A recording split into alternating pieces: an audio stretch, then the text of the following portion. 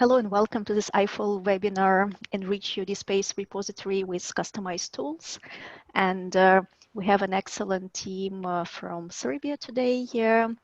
We have Biljana and Vasilije from the University of Belgrade Computer Center. We have Obrad from Vinca Institute of Nuclear Sciences and Milica from the Institute of Technical Sciences of Serbian Academy of Sciences and Arts. And they've done amazing work with setting up customized repository platforms in Serbia. And they offer hosted repository solutions. They offer lots of really cool tools, and they will talk today about them. And the reason we are stressing so much this customized platforms and tools is because they also have some amazing results in the country. So they managed to achieve almost 100 deposits rates in humanities, which is quite unique. They also have very high percentage of content, full text content in repositories. Average 75% of repository content is full text. And they really increased visibility of Serbian research. So over to you, Biljana. Yeah, thank you. Hi, everybody. So after so many compliments, we will have to do our best to represent what our team is working. Just 4 of us from the team will speak today, but we have more people in the team on all sides, also in IT, but also for the customer support and of course our repository managers.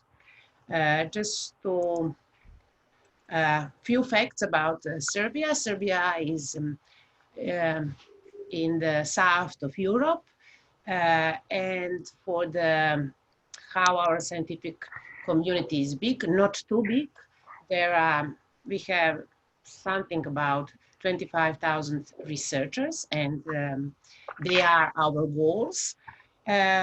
We, as a country, participate in almost 300 European 820 projects, 150 current projects.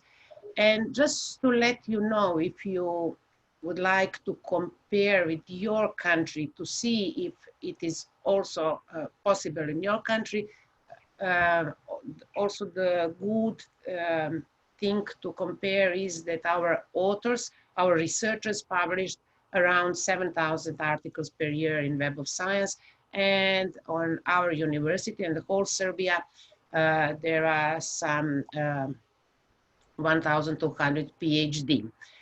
Almost all research in Serbia, 80%, not all, but a high percentage of research is funded by the Serbian government. Also, what is very important for this program and why we do it in this so much is that Serbia, the government of Serbia has adopted national science policy on July 2018, also almost 1.5 years from now. And this is, of course, speed up this process of making all this possible. We call this program Repositorization of Serbia. Of course, this kind of word doesn't exist in English, but we try to find the word which will be recognizable by the decision maker in Serbia. This program of repositorization is not funded by the government, so I put in the brackets yet, because we expected that government will invest something in this program. But this program is funded by the institution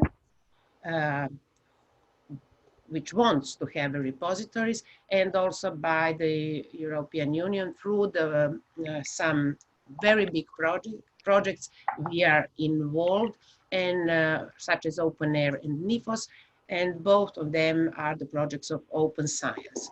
The main goal is to increase the visibility of Serbian research outputs, exactly to promote our researchers and to promote their results.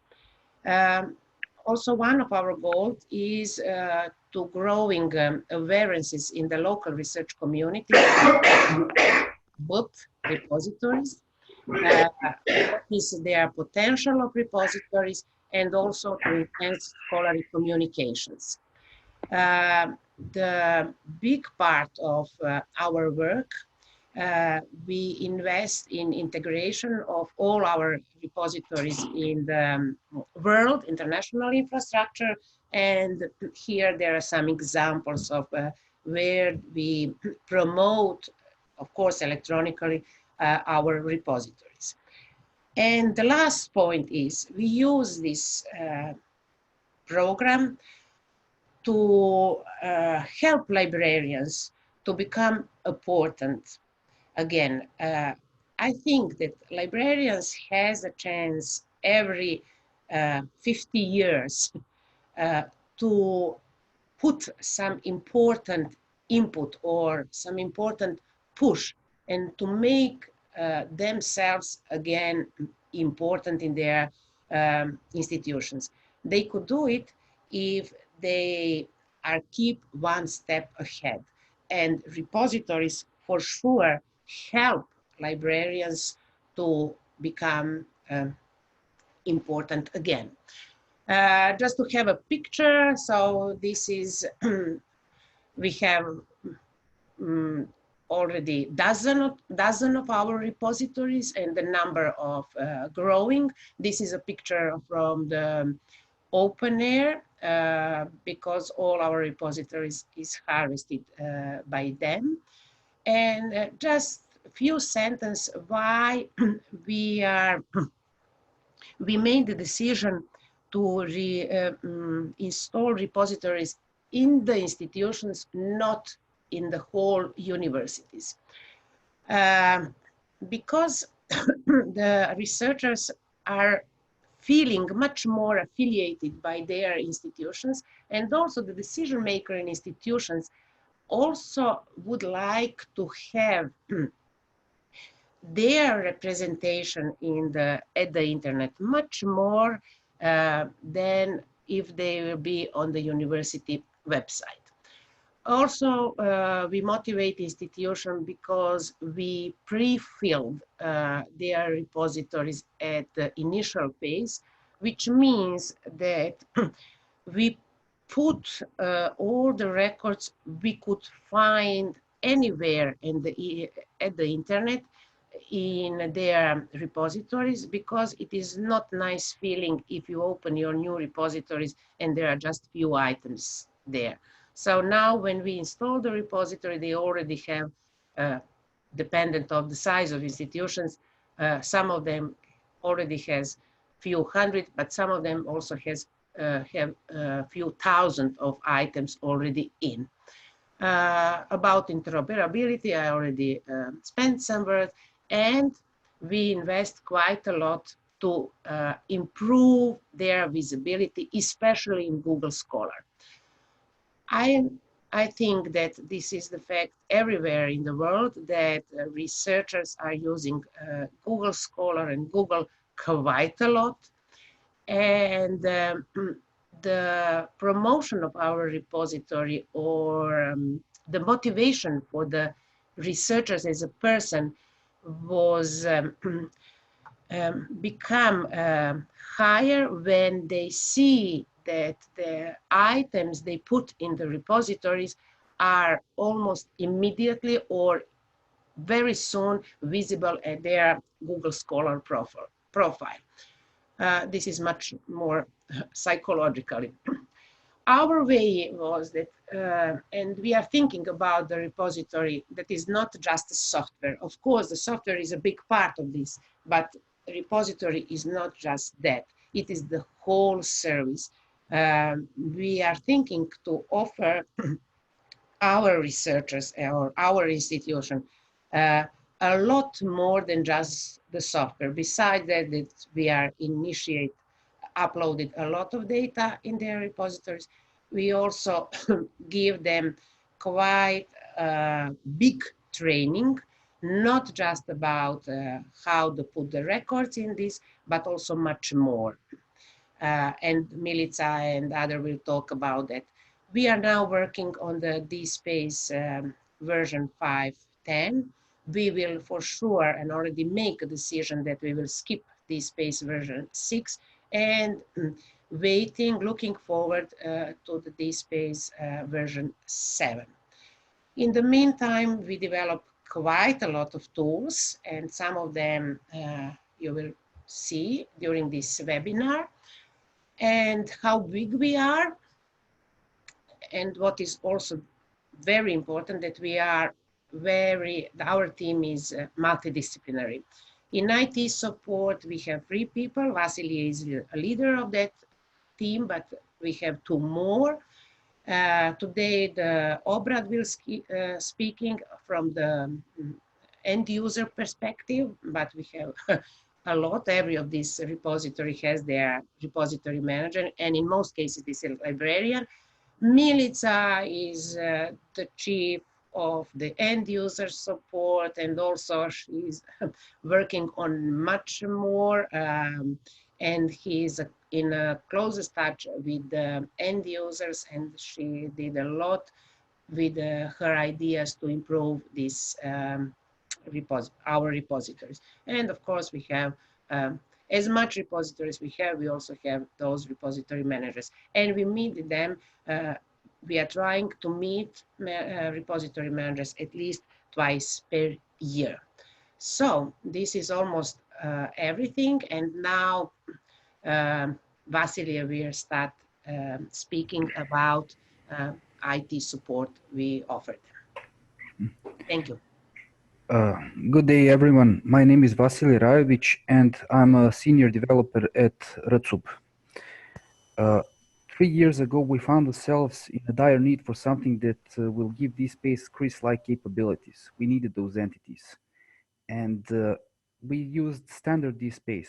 We did quite a lot of modifications on its XSL files in Mirage 2 theme and in configuration, but we did not touch the core. We didn't want to create some architectural abomination that would be impossible to maintain in the long run.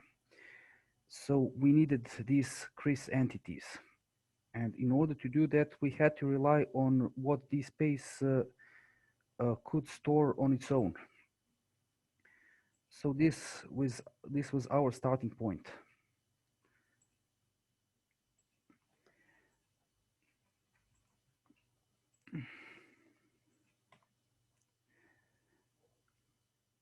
We had to use deserialization as a project ID, and we had to use authority field as author ID.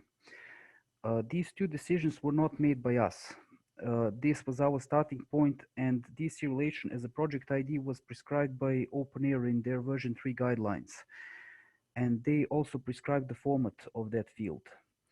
Authority control was the one responsible for storing ORCID in authority field. Each metadata row in DSpace is described with these 2 fields. This one is visible to the end user, but the authority field is hidden and visible only to the administrators, but not even them can modify it quite easily. We had to work around that, and Obrad will talk more about that part. But these 2 entities were enough to store quite a lot of information that would enable us to create something like CRIS, but not modify DSpace to the point when it becomes impossible to maintain. Because we didn't want to create modifications in DSpace that are impossible to maintain, we had to create something called external applications. These are web applications that are deployed alongside DSpace on the same server, accessing the same database within the same servlet container, but they are not integral part of the DSpace. So our first step was to enable proper authority control of ORCID. We started using ORCID plugin, but we later abandoned it, but we still retained the Solar authority control, which when properly configured, it enables authority field to be visible through the aspect change, so it can be picked up by XSL files modified to display ORCIDs whenever available. If there is no ORCID, there is this UUID generated for each author until it is replaced by its proper ORCID. As for projects, we had to store their identifiers in this format so we can propagate them towards OpenAIRE. But this thing is not human readable. It means almost nothing to an average user who stumbles on that particular DSpace item. So we had to make it human readable. That's why we introduced this XML dictionary about projects and all localized names. It is connected through this unique ID, and it contains ID of every locale and its localized title.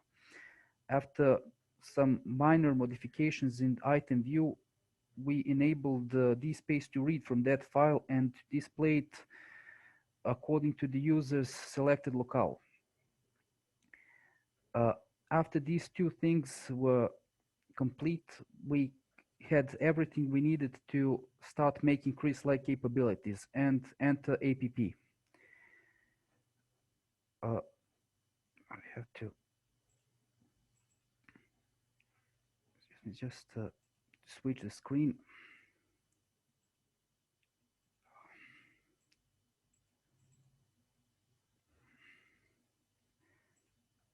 Oh, I have a problem with Zoom. I need to share another screen. Maybe stop sharing and yes, start again. This one, and I will share this one. This is one of my favorite repositories called Cherry Chemistry Repository, and it was done completely in accordance with this plan. Now APP is deployed within the same context, and it is accessible through this address. It doesn't look like standard DSpace. All APP instances look the same. We could make this gap more seamless, but this is not our priority right now. In the front page, we can see authors and their name variations as entered in DSpace grouped around their unique IDs. This could be either their ORCID, as it would be written by ORCID plugin, or it could be UUID, generated randomly and hopefully unique by the DSpace in order to fill authority-controlled field.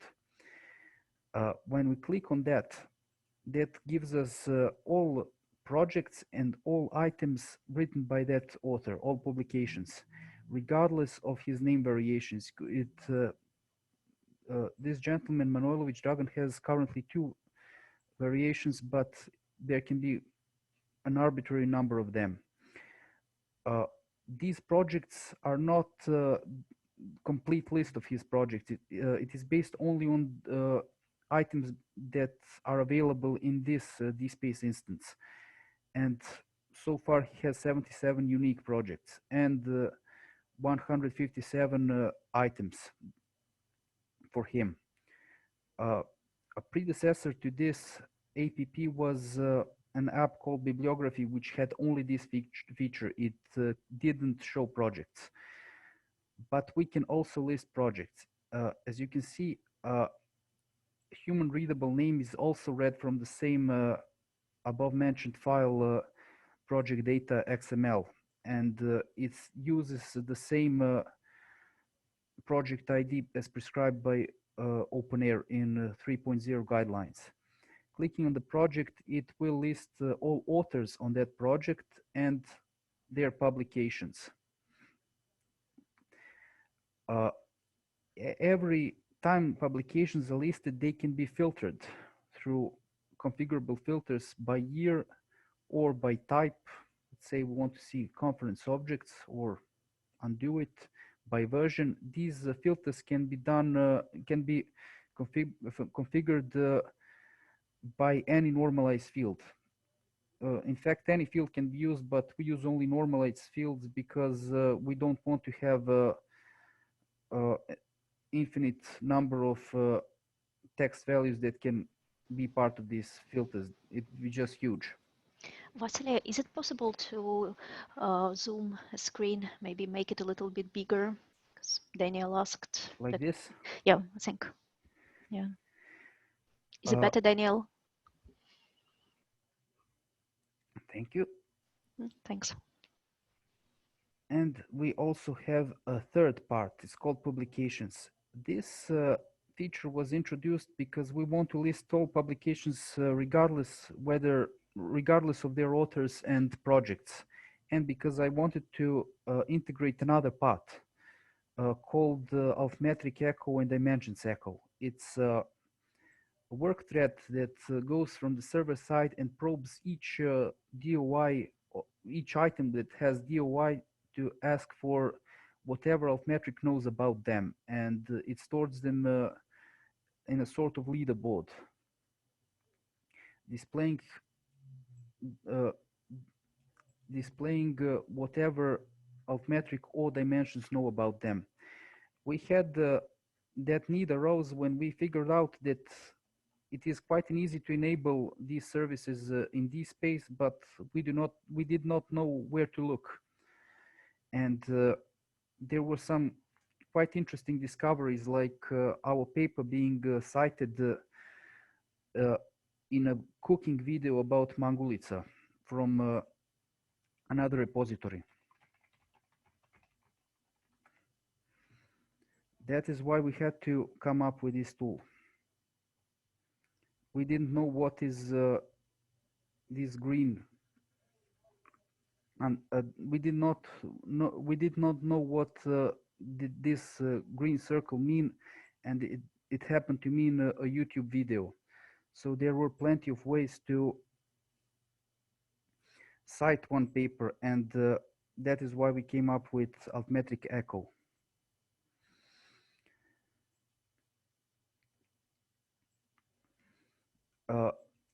As for these entities, this is still not complete CRIS. We don't know anything about authors' affiliations. Of course, we know if they belong to this particular institution which commissioned our repository, but we do not store that, and we know nothing about their organization units. So this is still not CRIS, but it's close enough for us until DSpace 7 comes and hopefully bridges that gap.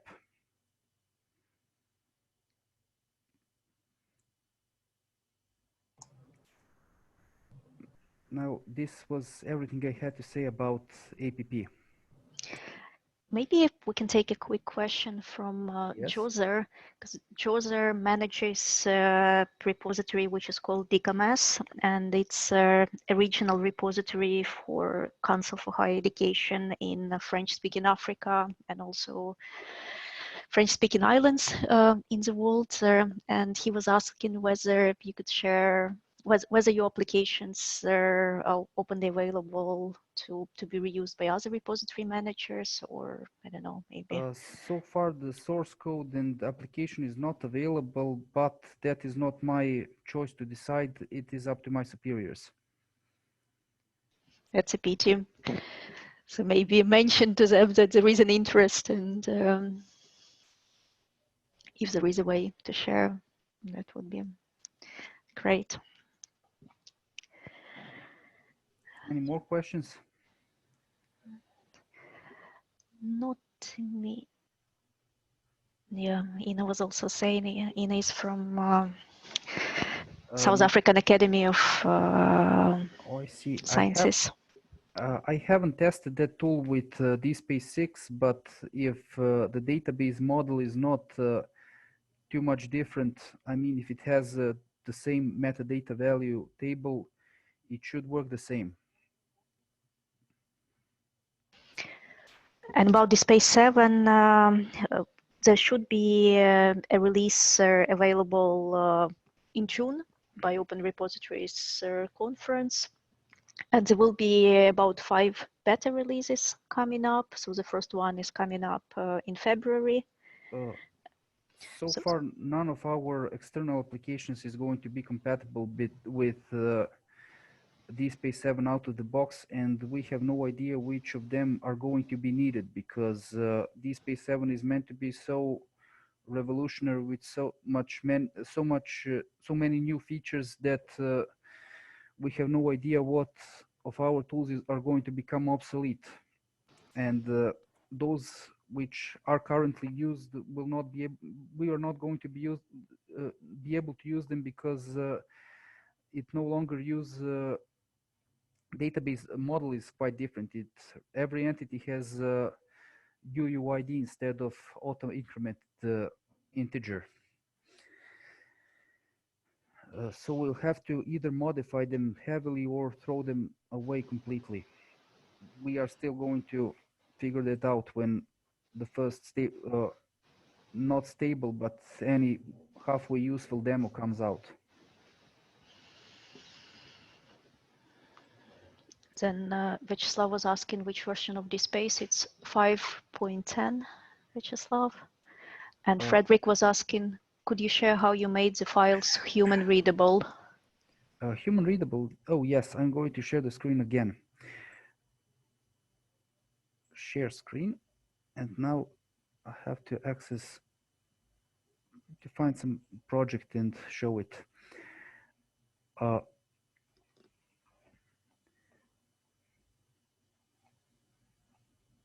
And actually, Jose wrote a nice comment that if this app freely available, it could be a good step to prepare DSpace 7 migration to field entities. That's I will true. talk to my superiors, but I can't promise anything. The whole world is watching on you now. Thank you.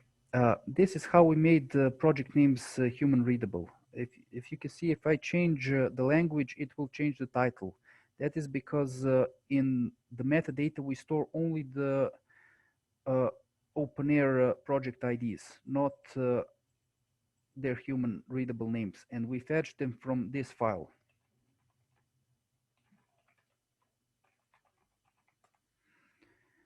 This XML is kept on one place, and each repository downloads its own copies for fast access from localhost. And this provides every localized name wherever available. If it is not available, it will use any name it can get. If that is not available either, it will show this non-human readable ID, and it will be up to the librarian to propose updates to this dictionary.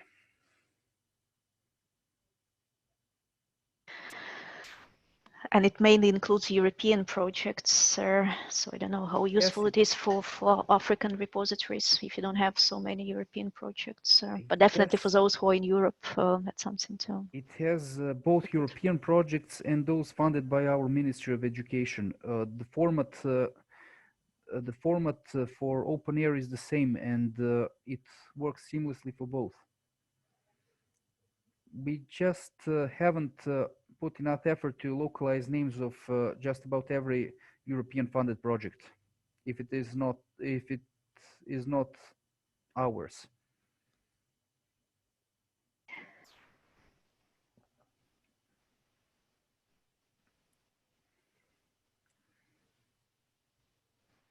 Thanks a lot.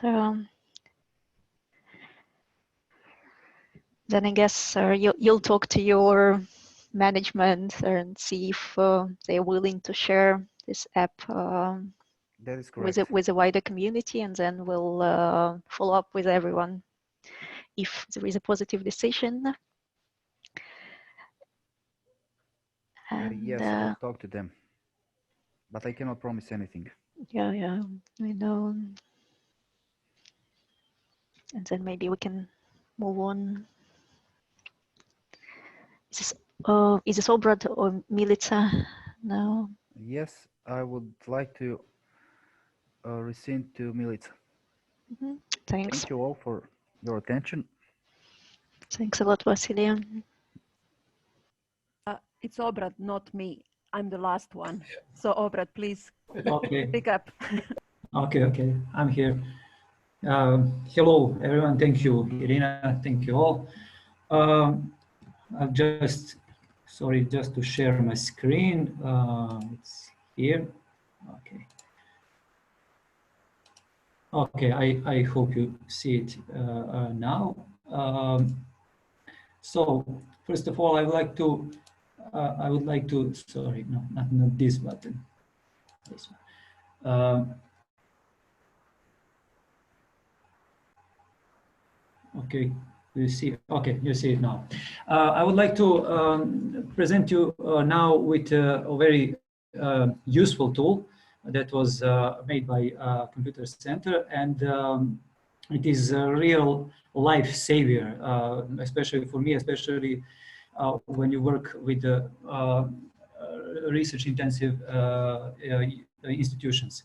I would like to quickly introduce myself. My name is Obrad Vučkovac, and I work as a library manager in Vinca Institute of Nuclear Sciences, which is part of the University of Belgrade. And also I work as one of my key functions is repository manager for our repository called Webinar. Like I said, Vinca is very research and publishing intensive. So I will introduce you now. I will show you a tool that I'm using every day and that is really helpful with dealing with a massive import of documents on large scale. So the tool is called Elena. It is in-house developed tool by the University of Belgrade Computer Center from the team which is managed with by Biljana, and Vasily is also one of the leading programmer here for this tool. And I will show you a quick demonstration of this tool and how is it used by me to do certain things in repositories. Elena is used for useful for a normalization control, so you can put some terms of subject terms or names in one format. You can quickly edit it in a format that was predefined. And also you can edit your metadata in this tool, and also you can do it on larger scale. And what of the main features is importing of other metadata, especially if you want to import it from CrossRef with DOI or through other repositories. And one of my favorite features is the massive metadata import, which can be done with reference managers. And I will explain it a little bit more about it. Mass import can be done it's very simple and easy. It can be done with reference managers. You just need to put items or documents in reference managers or manager of your choice. I usually do it with Mendeley, but you can do it with Zotero as well. You then need to export that metadata to Elena. You can do their metadata editing or normalization control, whatever you want. And after that, you just import that into your institutional repository. It's just a very few clicks away. I will shortly demonstrate you, but because of the time limitation of this webinar, I had a few steps before this, which I will not demonstrate, but this is what I usually do. Usually I set alert on the Scopus and also Web of Science to keep a track on every new document that is published with the affiliation of my institute. It is it is usually about 10 documents per week, or sometimes more, sometimes less. Anyway, after I get the alert on my email, I put that the new documents on the list, which I defined before. And after those lists, I export it in Mendeley. I usually do it manually, but you can do it in Zotero as well.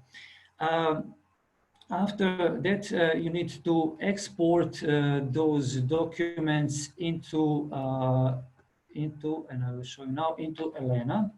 Export it, sorry, with, it has to be in XML format.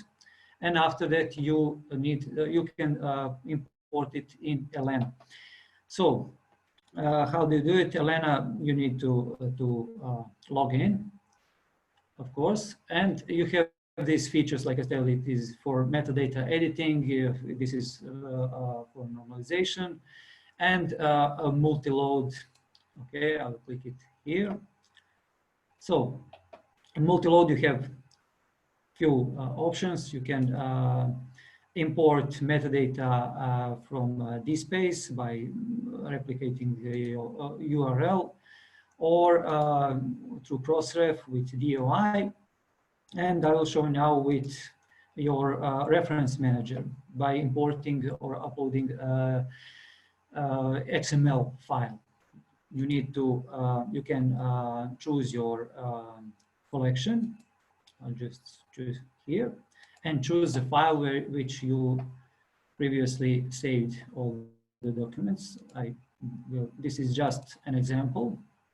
So it's an XML file. You need to upload it in a few moments, okay? So you see, I just made example of 5 new items, just to quickly show you. You can edit any document here with this icon. And so you have here a document. It is with this title, and you have metadata fields. Every metadata you can change, you can add like attributes. You can change, for example, if you don't like it, you can change it right on the field. Okay, and also you can delete any necessary that you don't want to be here, or and you can also add metadata, which is predefined before, like Vasily told you. For example, you want to put the type version, which have to be in predefined format. You can add it with the plus sign, and you can see it. All the new features are coming on the bottom. And also you can set, let's say, the rights, like this is restricted access. Of course, I'm not checking it right now. I will check it later. And you can just quickly edit. So that is one of the features. And after you can manage it here. It is much quicker than do it in repository later. You can do it. Sorry, you can do it here. And after you finish, you just click import, and it will be imported in your repository. Okay, I will just quickly show you this is a normalization template.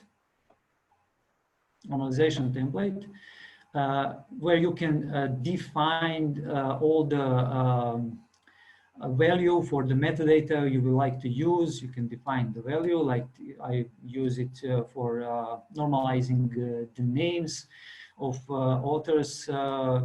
Just set the value, and you can also add the authority. Usually when it is DC creator metadata item, DSpace is giving the authority by default. It is this string here. It is made by default. but also you can predefine it if your, let's say, your author has a work ID number. You can edit, but in this format, like work ID with small letters and 2 columns and work ID number. After you edit, yes, you edit here all the names and authority, and with this button add new, you simply create the new values here. So after you finish that, you go to Metadata Editor, and I will just sort this by item in descending order, just to show you the latest items that were added into repository.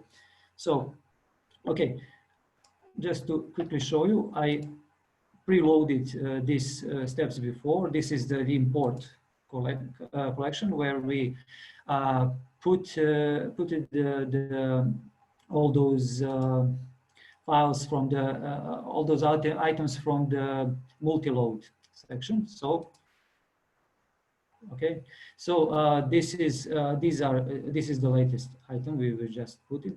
This one done before, so I didn't want to waste time for this demonstration, but this is done before. So what do we have here? We have imported document item, sorry, and we have names of the authors that we want to change it. We want to change it quickly.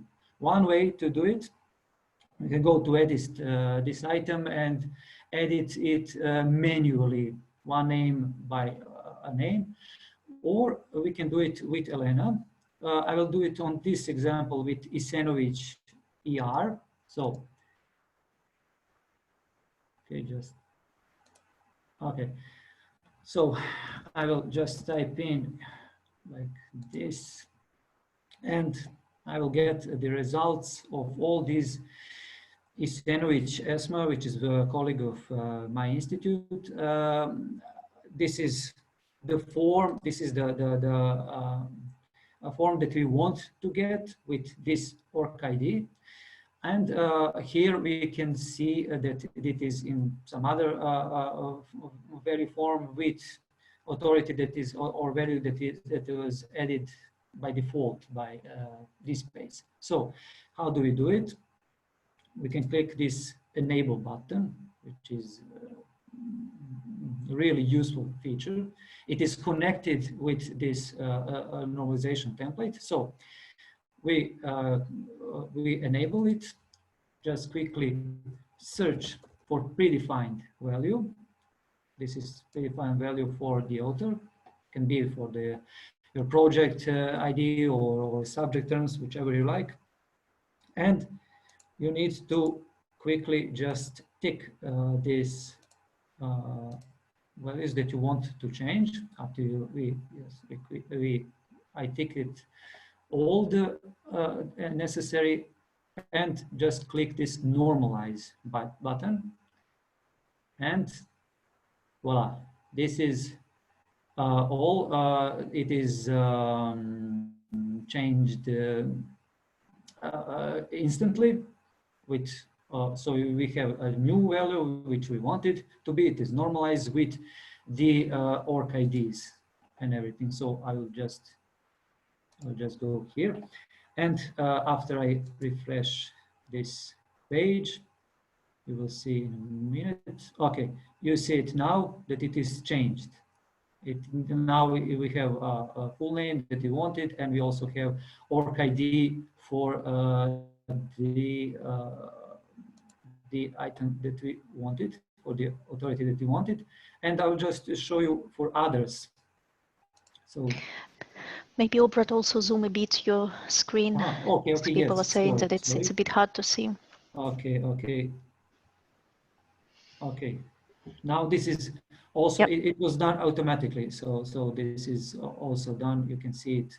It is full name with ORC ID icon, which is also a link to this document. So this is just prepared for the purpose of this demonstration. So features are there are a lot of other useful way you can do it, but this is the way I usually do it, because I usually have a few, sometimes about 1,000 of new documents every week. So I need it because this is not the only job, the only work I do. So I need it to do it very quickly. So thanks again to Vasily and Biljana for allowing this very useful feature. So, okay.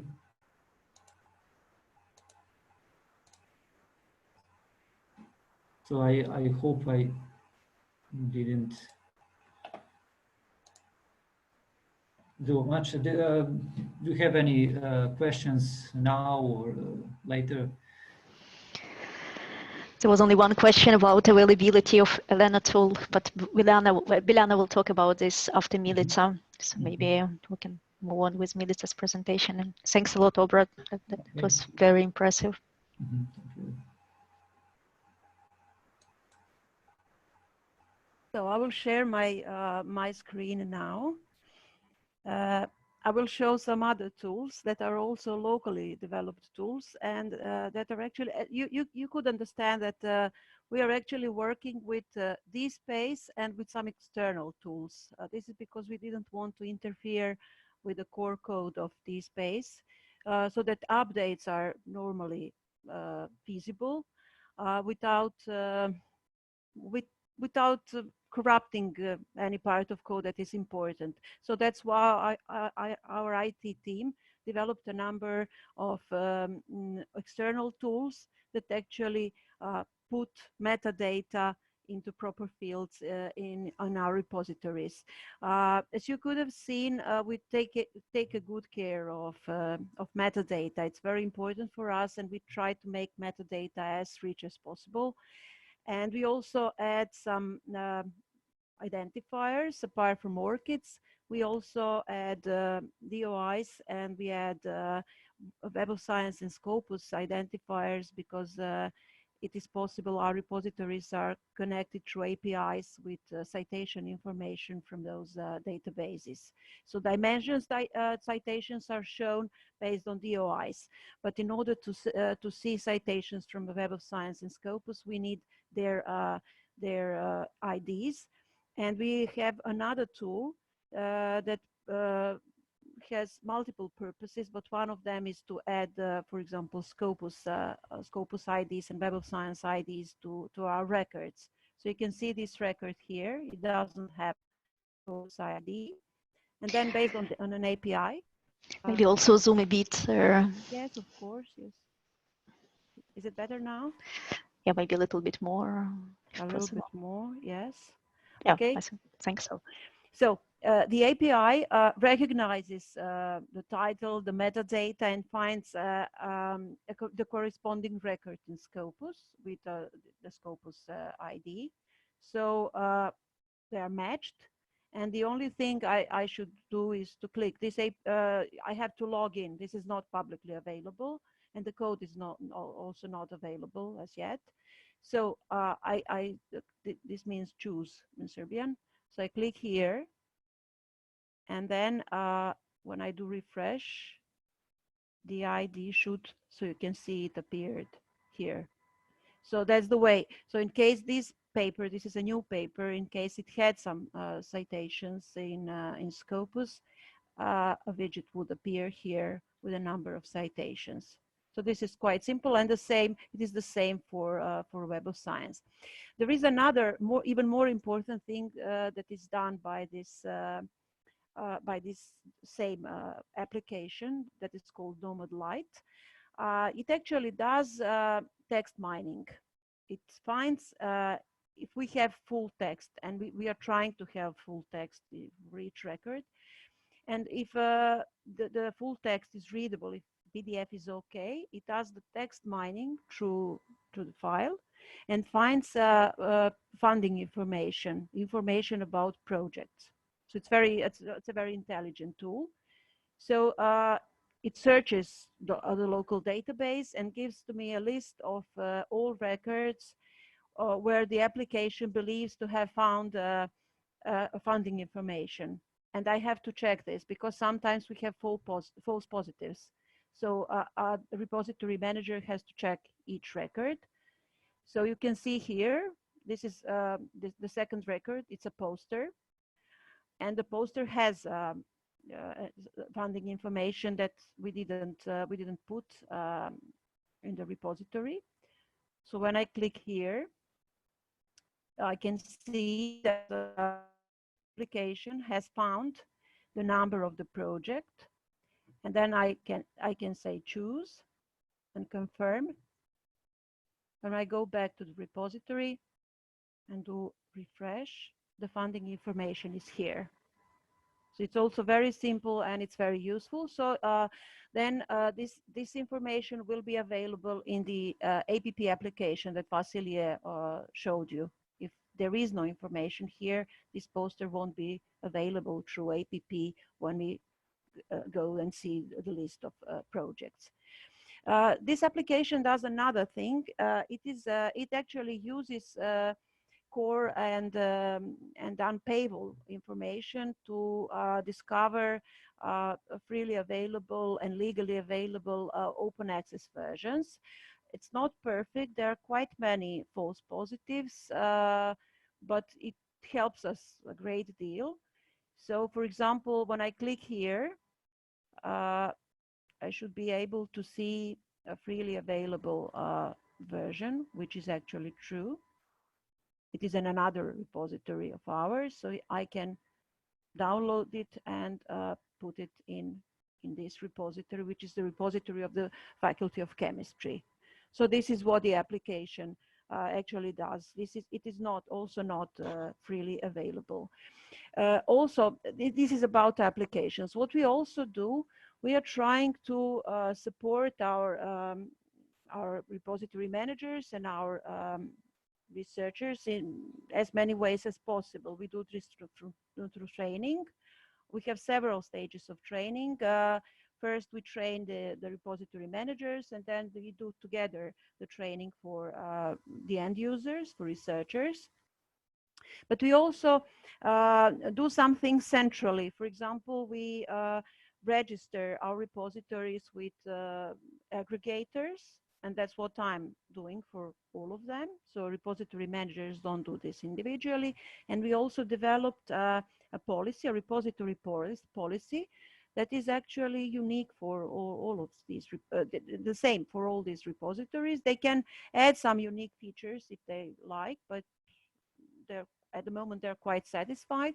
So we explain the submission policy, the supported content types, the access policy, the metadata access policy, and the full text policy. We also use license, Creative Commons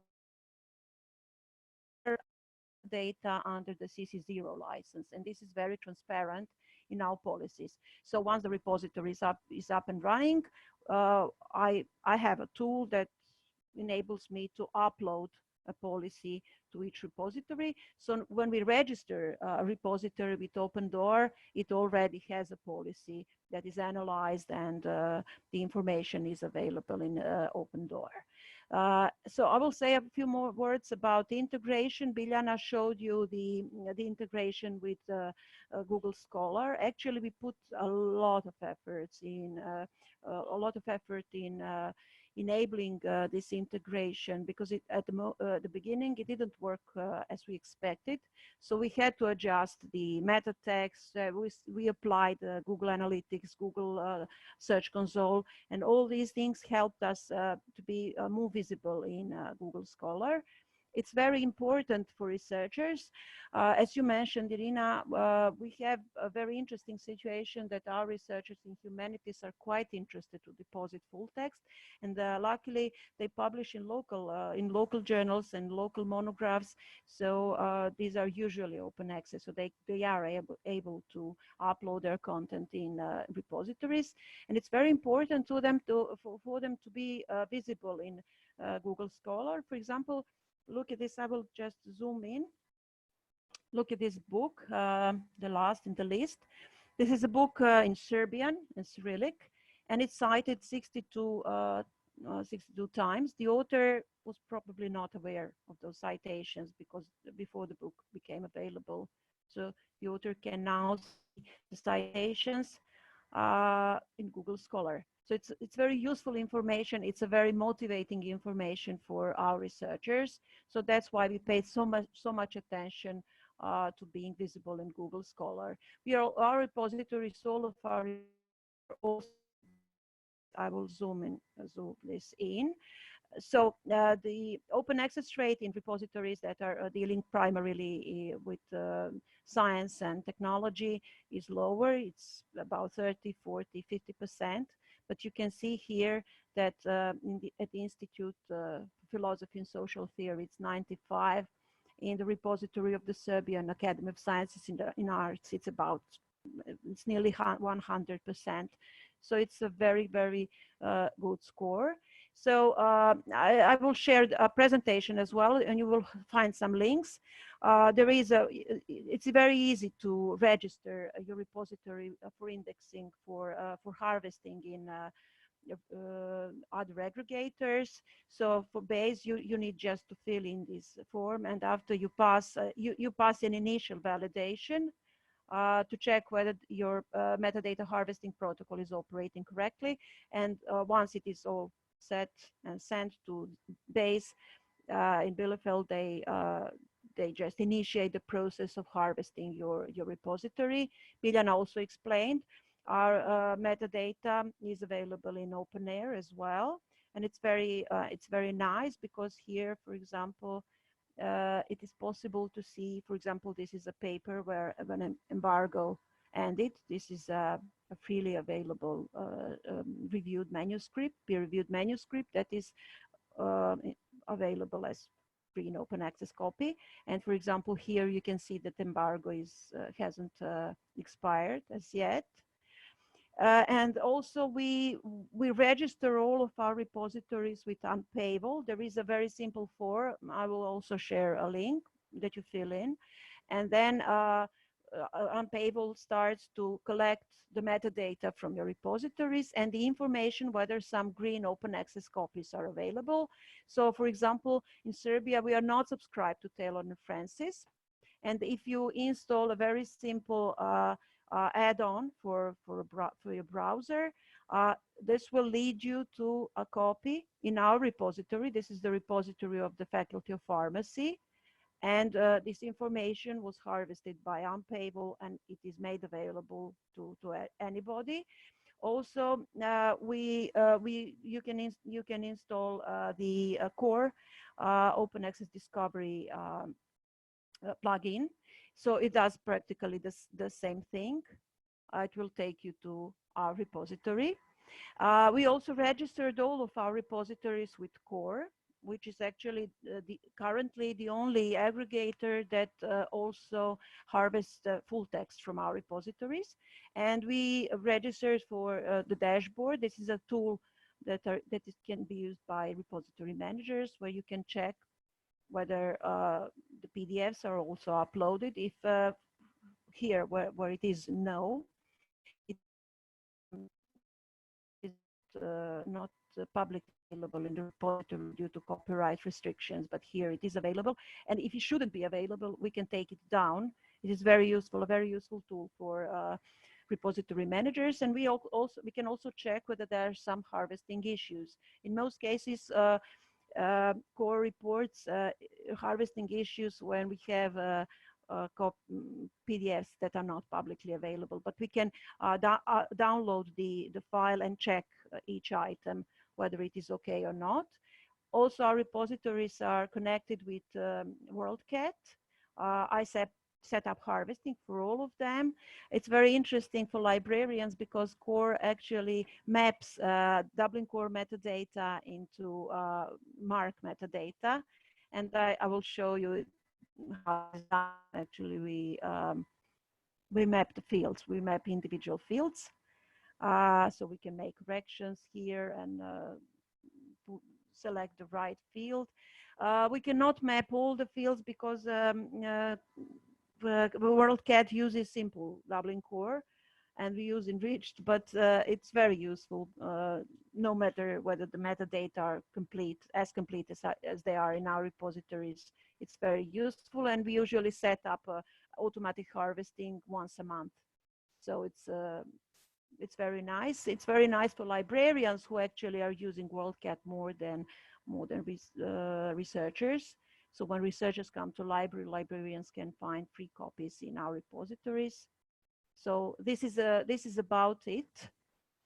And I will share a presentation where you have links, and links lead to the pages where you can register your repositories. And I warmly recommend to you to register your repositories with as much aggregators as possible, because it significantly increases the visibility of your content. Okay, I'll stop sharing. Thanks a lot, Milica. That was excellent. And I would like to flag that those of you who are struggling with writing repository policies, you can just have a look at Serbian repository policies, because I think they are one of the best in the world. They're very nicely written. Like very you can use it. You can use and remodel it. We haven't published it anywhere, but something we can share under a free license. And I also wrote in the chat that we'll have a webinar with CORE on the 12th of March, where they will talk how repository managers could. I saw Nancy was here. I just want to say hello. I'm currently a CORE repository ambassador in Serbia, and they provide great support to us. Mm-hmm. Yeah, so we'll have a webinar with Nancy at 10 o'clock GMT, 12th of March, and we'll share the announcement as soon as it's ready.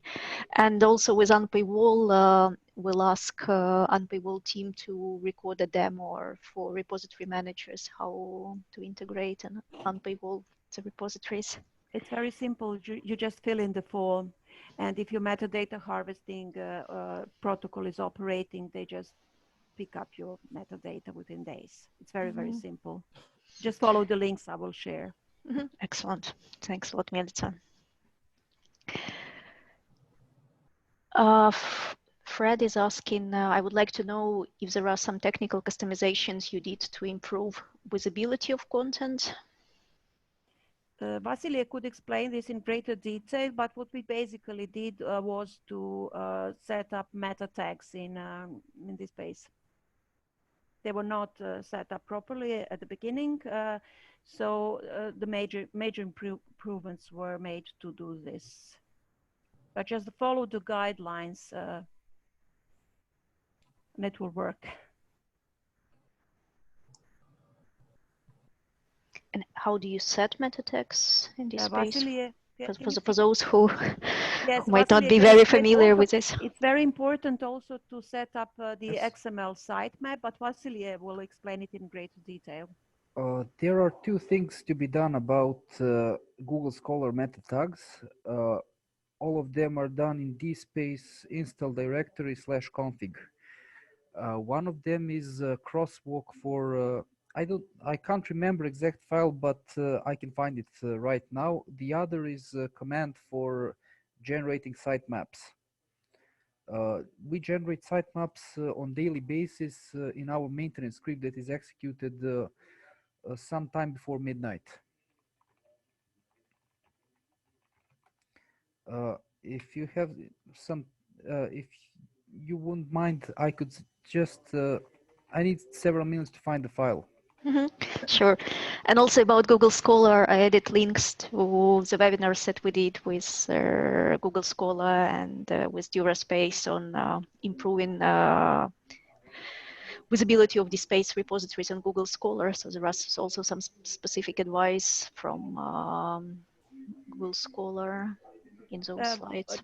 What they don't say is actually that what was crucial for us as well is to use Google Search Console and just register you just say to Google where your sitemap is, XML sitemap is, and it makes the process more rapidly.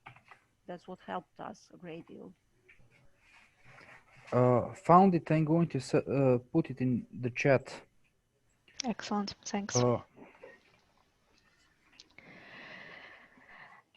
And Biljana, do you want to talk? Yeah, because there are quite a lot of questions in chat, but also in Q&A about the availability of all these tools. Not good news, it is not available outside our team, but I will try to explain. All these tools is development in progress. Almost every 3 months, Vasily came with a new version based on the end user request. This is the first point.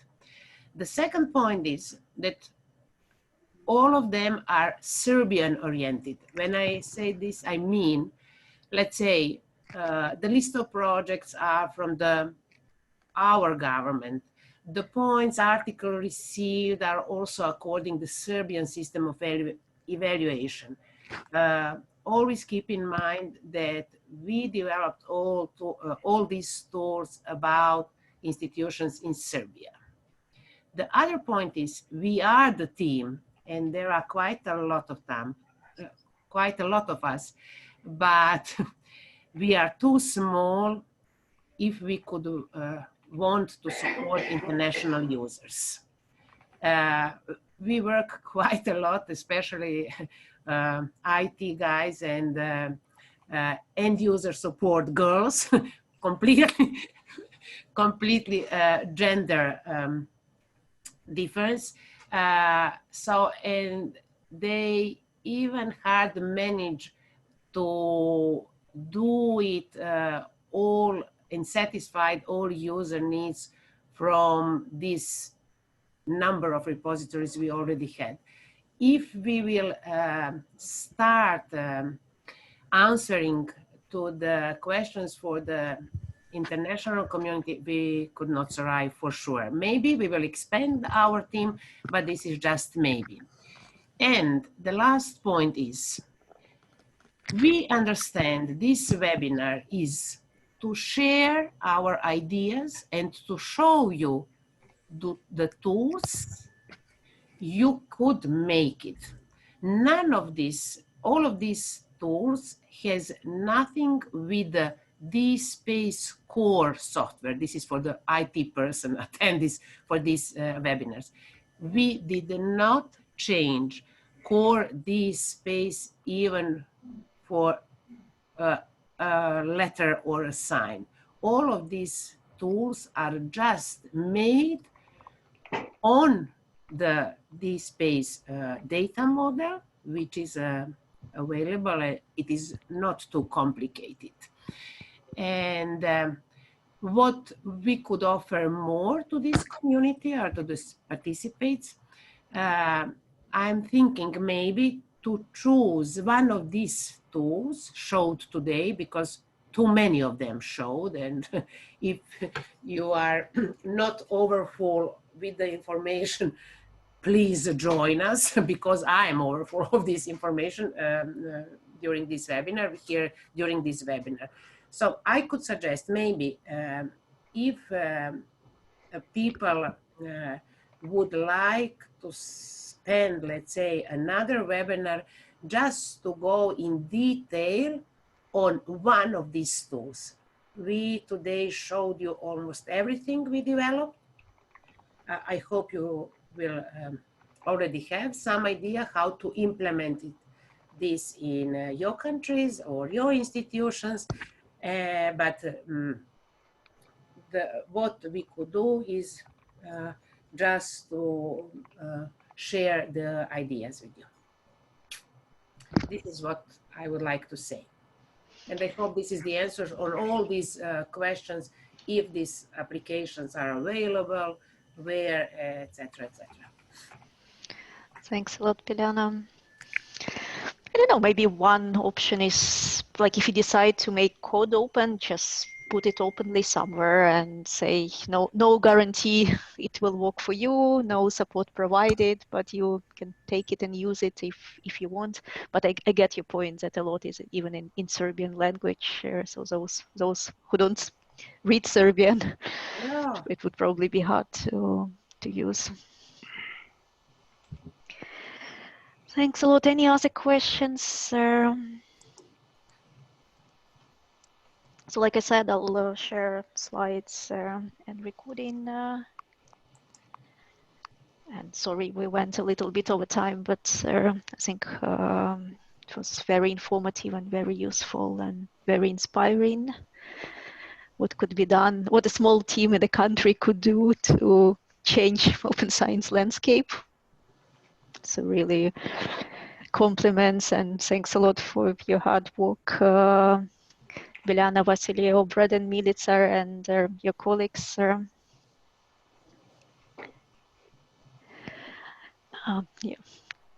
Moitza wrote in a language which I wouldn't be able to read properly, so maybe you'll read in questions and I'll answer. Chat yourself.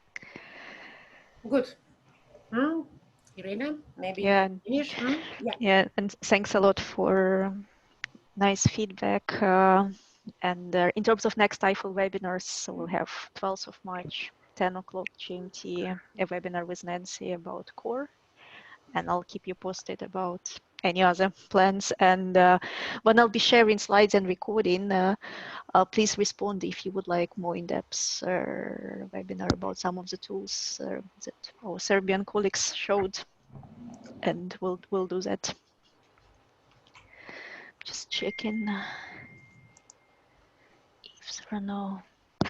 Yeah, Moitza explained that it was a great thank you for your effort. So thanks a lot and have a wonderful day. And I'll follow up with links to slides and recording and keep working. Thanks. Yeah, you motivated all of us. Good. Okay. Thanks a lot. Bye. Thank you. Thank you. Bye. Bye. Bye. Bye.